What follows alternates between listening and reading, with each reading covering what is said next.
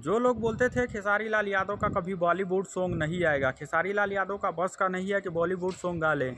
पवन सिंह का जब गाना आया था बॉलीवुड में तब खेसारी लाल यादव को लेकर काफ़ी ज़्यादा ट्रोल किया गया था।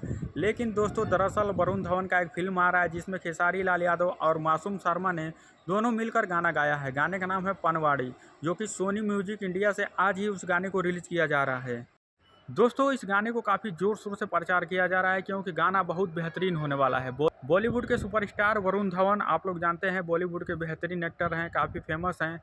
उनका फिल्म आ रहा है, उसी में दोनों सिंगर मिल के गाना गाएं, तो सोचिए आप लोग गाना कितना फेमस होने वाला है और बेहतरीन होने वाला है। तो जितने भी खेसारी फैंस हैं सबका इंतजार है कि गाना कब रिलीज़ होगा, क्योंकि सब कोई जाकर वहाँ पर कमेंट कर रहा है कि गाने को जल्दी से जल्दी रिलीज़ किया जाए।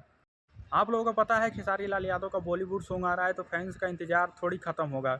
वो सब चाहते हैं कि गाने को जल्द से जल्द रिलीज़ किया जाए ताकि हम लोग भी सुने गाना है कैसा।